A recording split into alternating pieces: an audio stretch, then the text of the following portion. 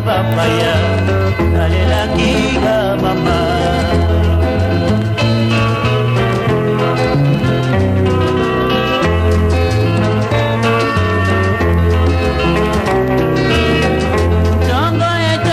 Mes chers compatriotes, jusqu'à ce jour, le dialogue politique tant entendu n'a pas eu lieu et le pays est toujours dans l'impasse. Pourquoi relancer l'initiative du dialogue politique du peuple congolais? En effet, malgré les efforts de M. Edem Kodjo, facilitateur de l'Union africaine, appuyé par les Nations Unies pour la mise en œuvre d'un dialogue véritablement crédible, constructif et inclusif, force est de constater que toutes les tentatives de facilitation des dialogues entreprises par la communauté internationale, dans un premier temps par M. l'ambassadeur Saïd Djinnit, et reprises de manière formelle et intensive par M. Edem Kodjo, n'ont pas abouti. Il est donc impérieux que les Congolais reprennent l'initiative sur les dialogues. Les Congolais doivent parler aux Congolais. C'est la raison pour laquelle je relance l'initiative du dialogue, et c'est dans un cadre strictement national. Ce sera là le test de notre maturité politique et le monde extérieur appréciera. Nous avons l'obligation de réussir à remobiliser les pays autour de ces dialogues. Quelles que soient nos rancunes, nous devons être maîtres de notre destin. Il faut relancer les dialogues et y aller. Les Congolais doivent parler aux Congolais. À l'heure actuelle, une inquiétude se développe au sein de la nation congolaise quant à l'avenir du processus démocratique. Ce sentiment qui se généralise traduit une prise de conscience croissante des conséquences tragiques d'une conflagration qui résulterait des affrontements entre la majorité et l'opposition. Les hommes politiques se doivent de donner une réponse positive aux attentes légitimes du peuple congolais. Si l'on veut sortir de l'impasse politique et faire bouger cette société bloquée qui est devenue la République démocratique du Congo, il faut absolument secouer le carcan qui font peser sur elle les ambitions légitimes mais égoïstes. À quelles conditions et au prix de quelles contraintes l'action collective nationale, c'est-à-dire l'action organisée des hommes politiques pour un dialogue national, est-elle possible pour sortir les pays de l'impasse? La liberté des acteurs politiques pour accéder au pouvoir est un fait. L'intérêt supérieur de la nation en est un autre. Comment ces deux réalités peuvent s'articuler pour définitivement sortir les pays de l'ornière? Je le sais. Toutes les négociations ne se ressemblent pas. Il y a les positions particulières des uns et des autres, la psychologie des interlocuteurs, les contraintes qui pèsent sur eux. Il faut tenir compte de tous ces paramètres si nous voulons réussir ces dialogues. Ensuite, il faut écouter chacun, voir ce qui est possible à partir de cette crise assez dramatique. Il faut trouver un moyen de réunir les Congolais. L'idée pour moi, c'est de faire appel aux anciens. Je suis convaincu que nous serons bien aidés par nos anciens pour relancer cette initiative du dialogue.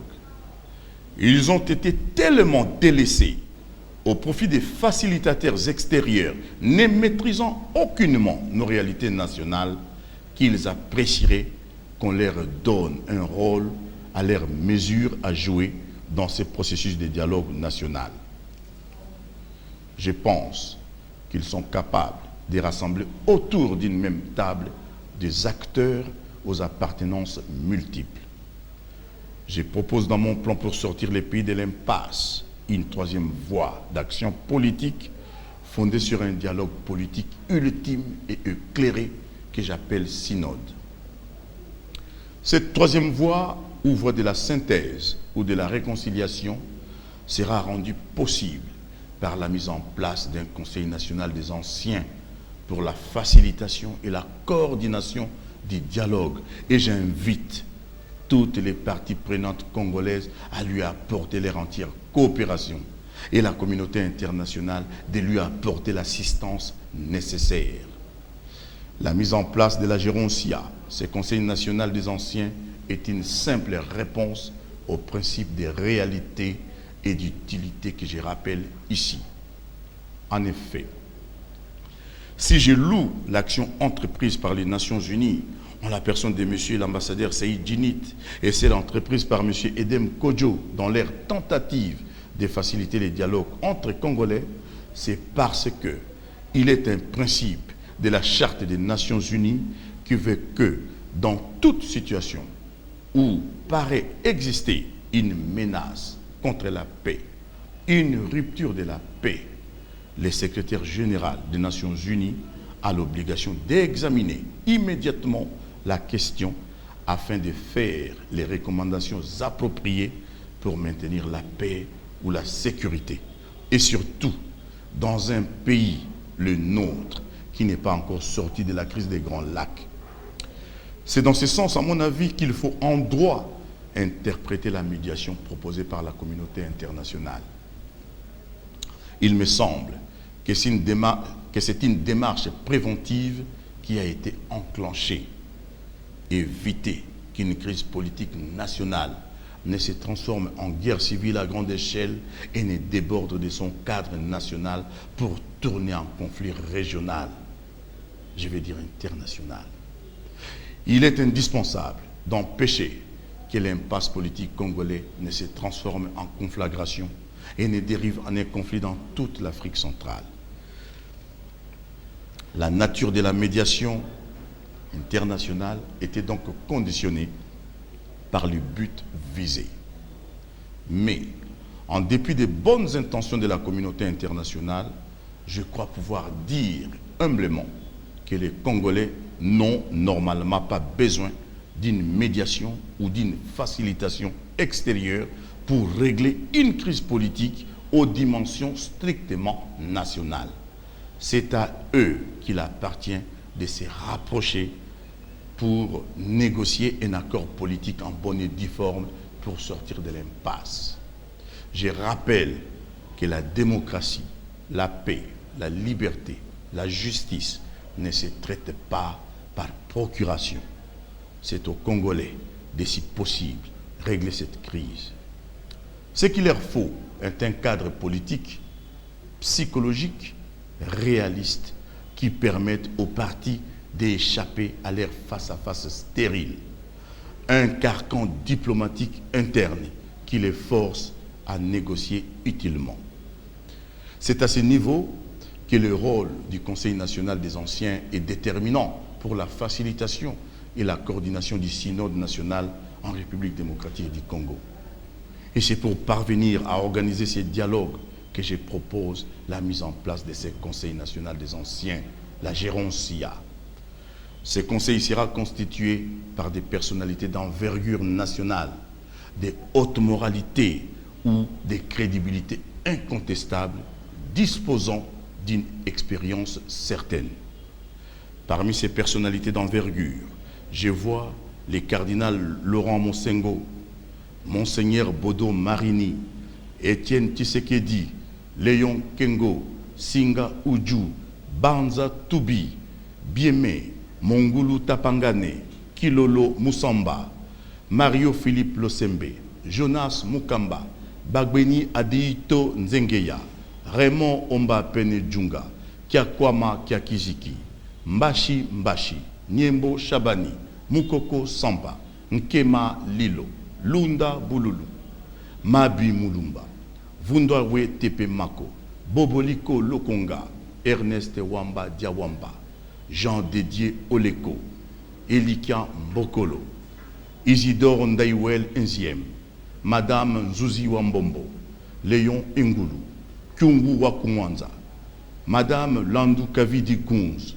Kondevila Kikanda, Panu Panu Bibanda, Arthur Zaïdi Ngoma, mais la liste n'est pas exhaustive.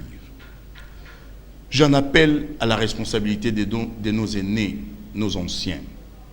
Ils doivent sortir de leur torpeur pour qu'ils nous guident, qu'ils nous montrent la voie qui nous permet de sortir de l'impasse en nous facilitant les dialogues. Ma démarche en l'espèce est suprapolitique. Cette troisième voie réunissant tous les Congolais a pour raison d'être d'atténuer certaines attitudes contre-productives d'un activisme quasi conservateur d'une partie non négligeable de la majorité et de l'actionnisme émotionnel d'une partie importante de l'opposition, afin de remobiliser les pays pour cheminer ensemble dans un dialogue réconciliateur. Ce dialogue doit répondre aux impératifs d'une politique nationale et unificatrice. J'ai toujours pensé que quel que soit l'enjeu qui représente l'alternance, il ne faut pas non plus plonger notre pays dans les chaos. La démocratie demeure notre inspiration. Nous ne les perdons jamais de vue, mais il faut emprunter un sentier ardu et faire attention où l'on marche. Ce dont je suis certain, c'est qu'il y aura l'alternance. Mais prenons les temps nécessaires pour l'organiser afin qu'elle soit démocratique. C'est pourquoi j'appelle à la relance du dialogue national.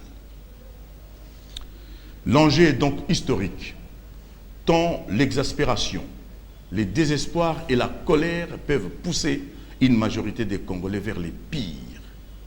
Notre pays traverse une immense crise de confiance que les responsables politiques reçoivent de plein fouet. La caractéristique de la société congolaise depuis une trentaine d'années est l'absence d'espoir, alors que le but de la politique est justement d'en donner un.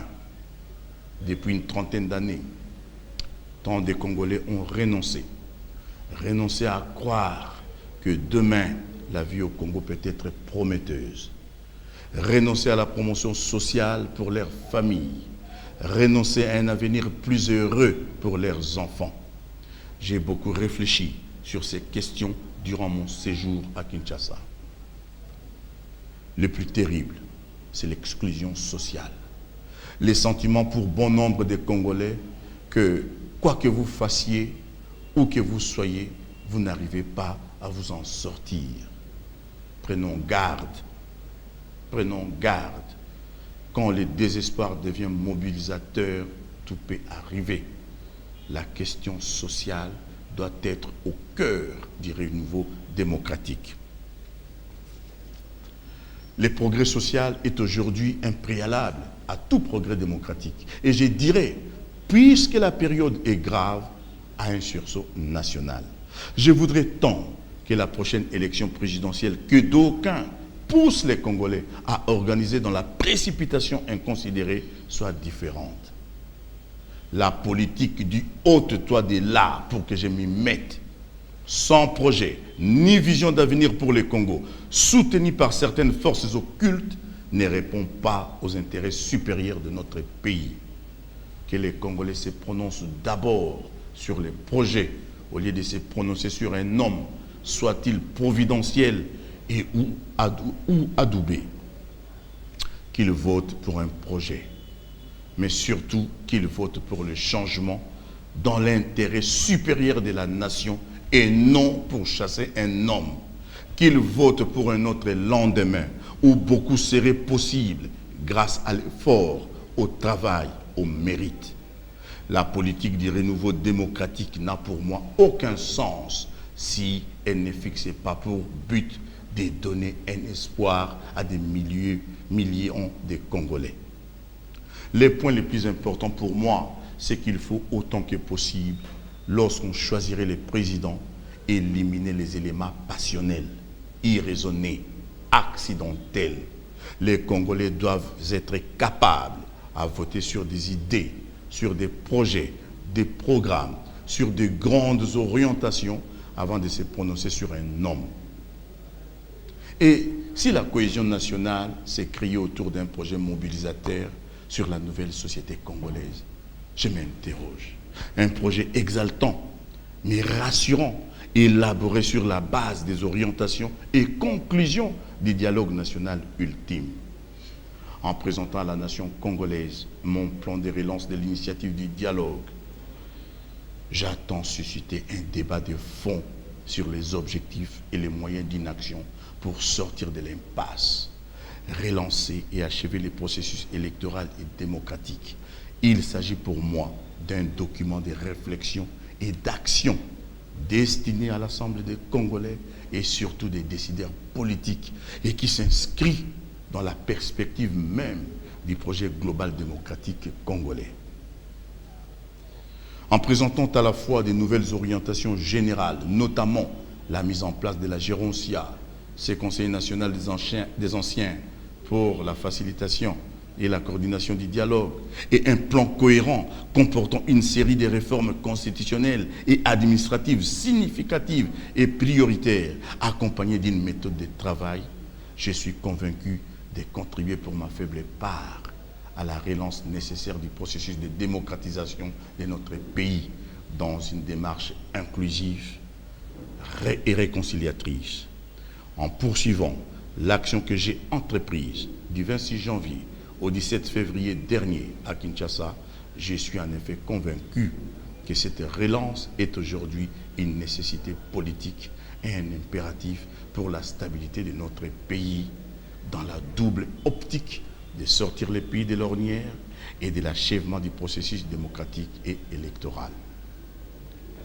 Mes chers compatriotes, peuple congolais, souverain primaire et source exclusive du pouvoir, Monsieur le Président de la République, Monsieur le Premier ministre et tous les membres du gouvernement, Monsieur le Président du Sénat, Monsieur le Président de l'Assemblée nationale, Mesdames et Messieurs les députés et sénateurs de la République, Mesdames et Messieurs de l'opposition et de la majorité politique, Mesdames et Messieurs les gouverneurs des provinces, à toutes les forces vives de la nation congolaise, à vous tous, femmes et hommes de bonne foi, aux responsables des confessions religieuses, à toute la jeunesse congolaise, à tous les Congolais de la diaspora.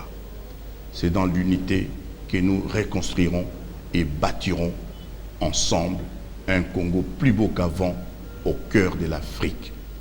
Réconcilions-nous pour accomplir notre devoir.